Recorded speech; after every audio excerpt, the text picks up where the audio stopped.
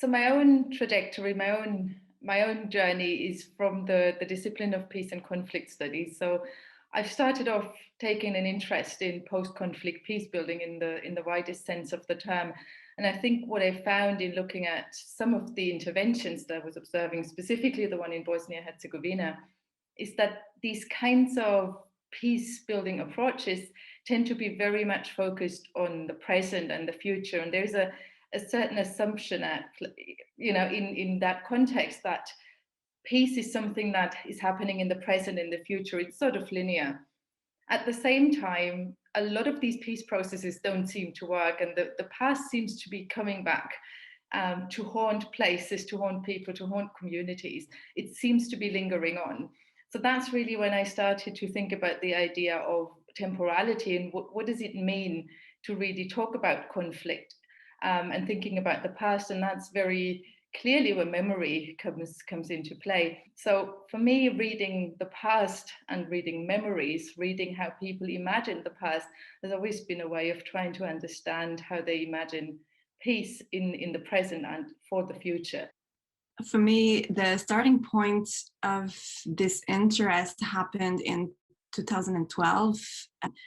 This was my first kind of chance encounter with an American as in like from the United States military museum. And when I'm visiting this aircraft carrier in San Diego, the USS Midway, I was really struck by how different, at least to me at the time, the commemorative approach was from the commemorative approaches that I had experienced in my home country, Canada, and in Western Europe where I was living. And I felt like there was a lot more kind of celebratory, attitudes towards instruments of war. And that really intrigued me and puzzled me. And I thought it quite extraordinary, for instance, that young children could be invited to interact physically with weaponry. So I was really intrigued by that, and I wanted to learn more about how is it that different societies develop different forms of notions of what is acceptable in terms of commemorative approaches, and especially how they merge with tourism and with what I call theme park rituals, like queuing up to take a happy family photo that you can then purchase at the end of your visit. This is not something you see very often in Germany, for instance, at war museums, but in the United States, it's kind of common. It's like integrated. So these differences are very interesting to me.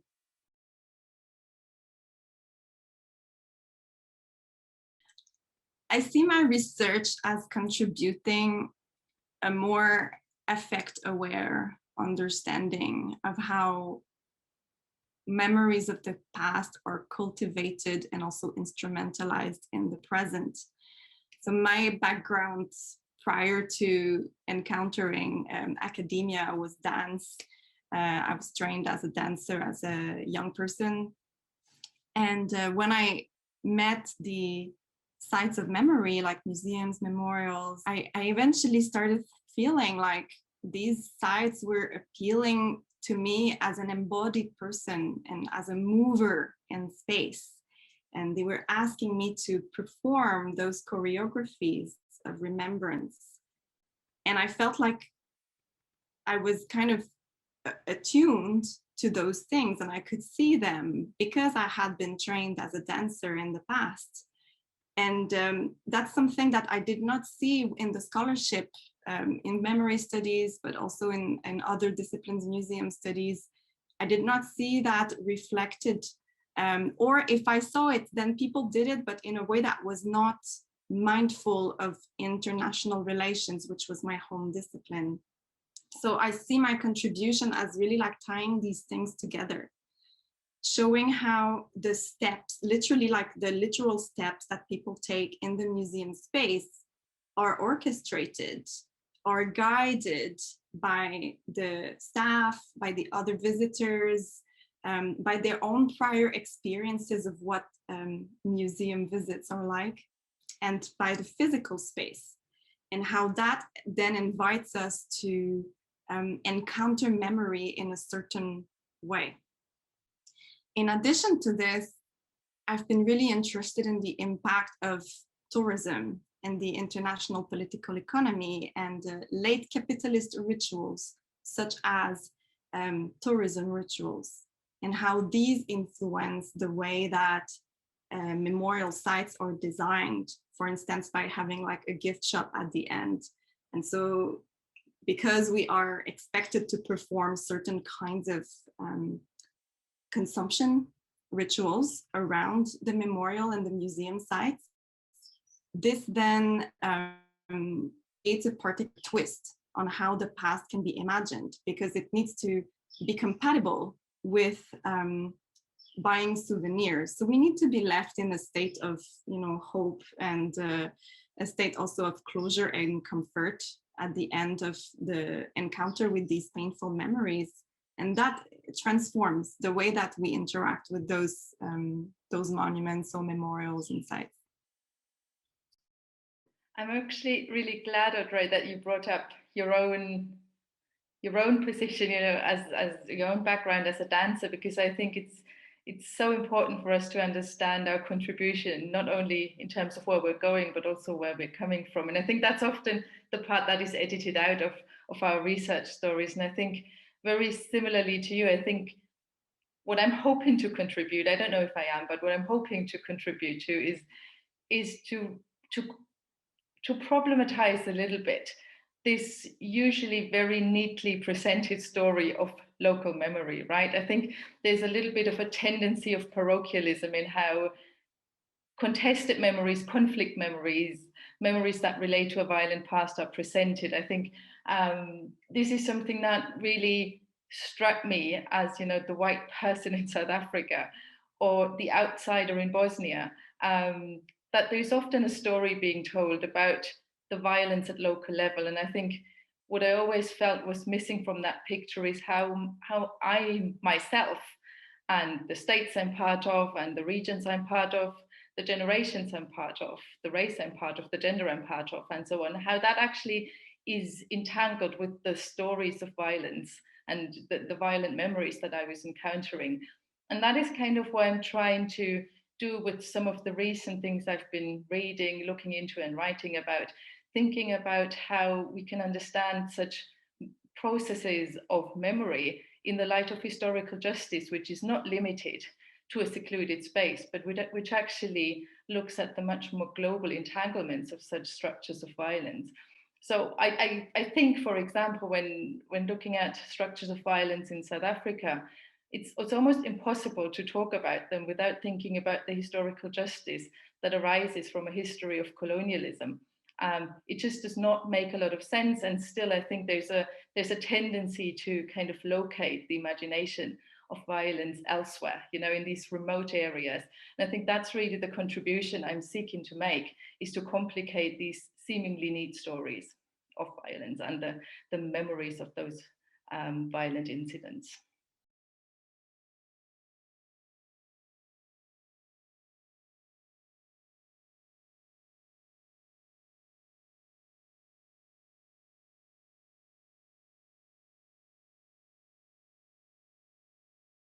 Very high relevance in my view. But then, I'm an international relations person, so I guess, of course, I would think that major sites of memory, very popular ones, are sites of transnational communication and transnational diplomacy, because they are sites of tourism.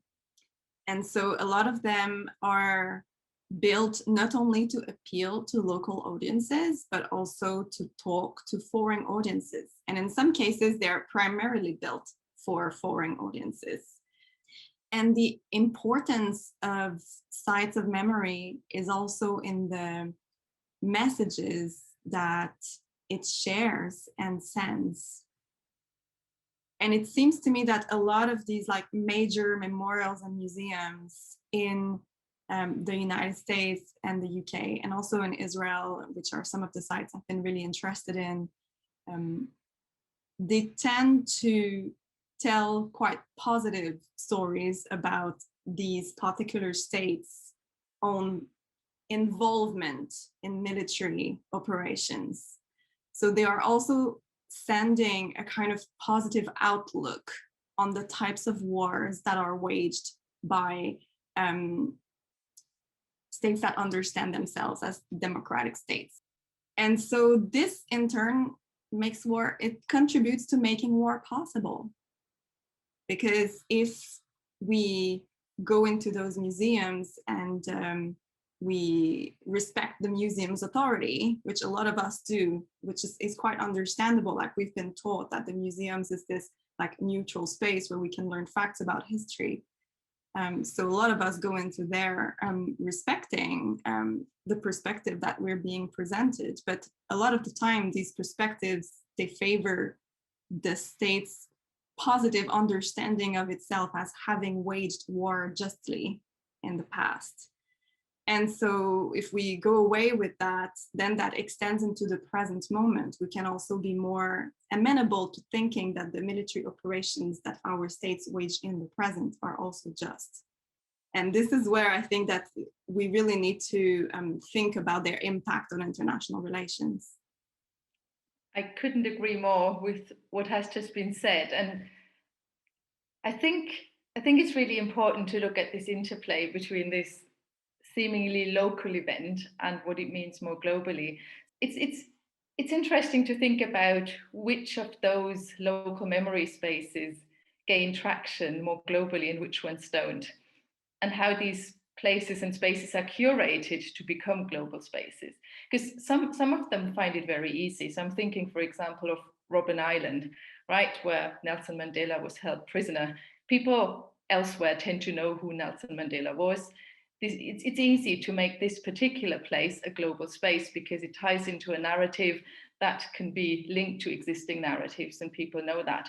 Other spaces find it much more difficult to connect to global politics. It doesn't mean they're not related, much in contrast, but they don't get seen as much because they have more uncomfortable stories to tell, for example.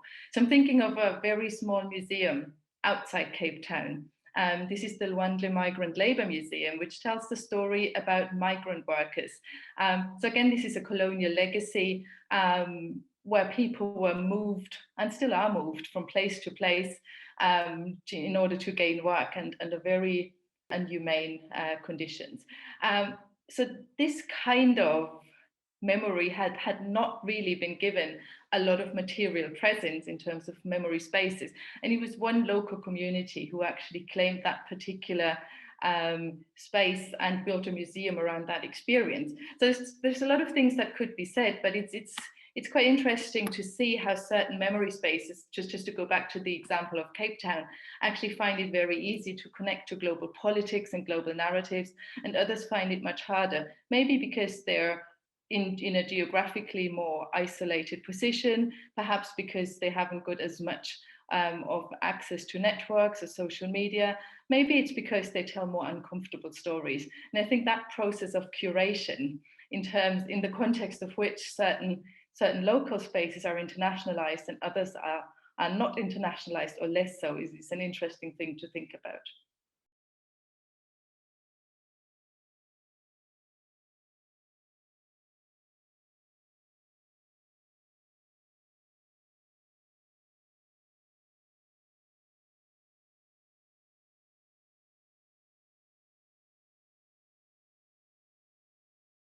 I think it's a really good question.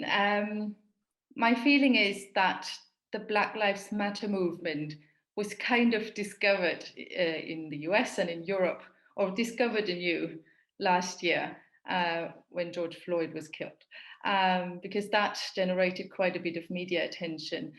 At the same time, it's not a movement that hadn't been around before.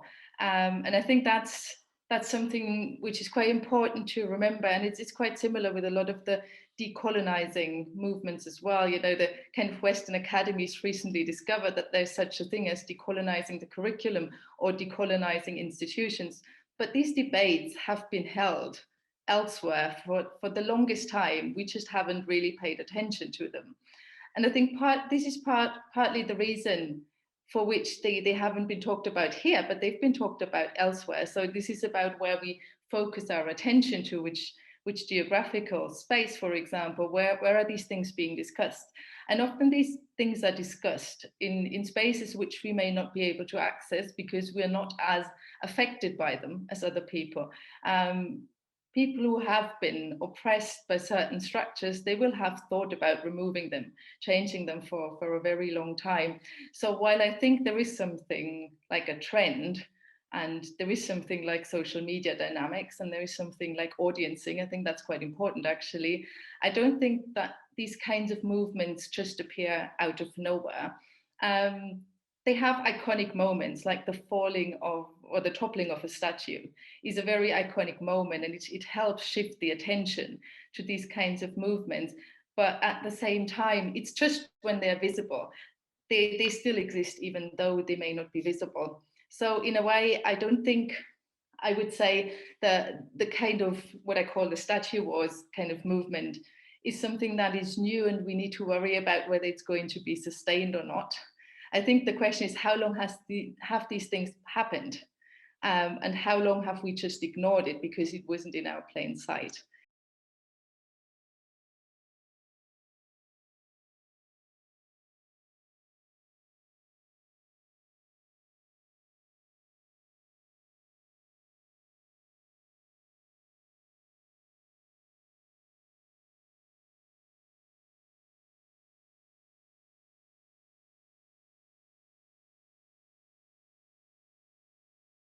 It's not very common, as far as I'm aware, at war museums and memorials, at least those concerned with the 20th century. It's more frequent for like older conflicts or older wars. And I think the reason for that is because in dressing up, in like costuming, there is an element of play and irreverence a little bit in that would probably be considered disrespectful or offensive if it was done for more recent conflicts that are more still filled with a lot of like grief and more kind of solemn memories and emotions in the present day. You do have some like Civil War reenactments in the United States, for instance, that would probably be offensive to some people, and other people find it completely normal. But with more recent conflicts, like you wouldn't have like a reenactment of a concentration camp. You know what I mean? It just would not be considered appropriate because it would be considered too foreign to a kind of play. But what I'm interested in is how you do have things that come very close to that. And we need to also be attentive to what these performances are bringing to the commemorative space.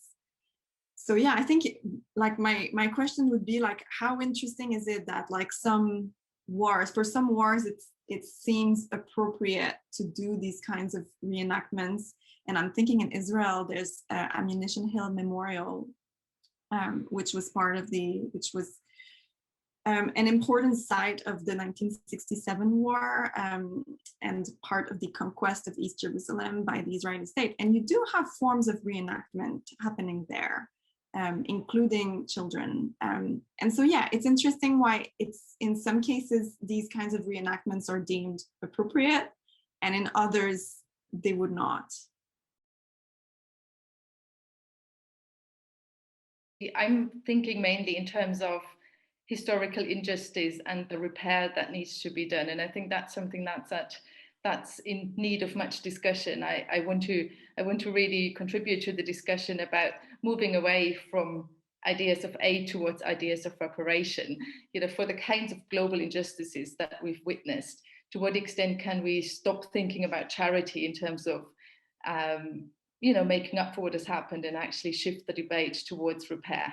And I'm not just thinking financially, I'm thinking in terms of memory and other forms of repair that are thinkable. I hope that I can contribute a grid of analysis whereby visitors can better attend to all of these different sensorial ways in which museums and memorial spaces are talking to us. And that's not just the verbal texts, but that's also, as Stefanie was saying, it's the soundscapes, it's the space, it's the movements we make, it's the textures of the materials chosen to tell us certain stories. And in attending to this, we can also become more critically aware of the political messages that we are receiving, and that we don't have to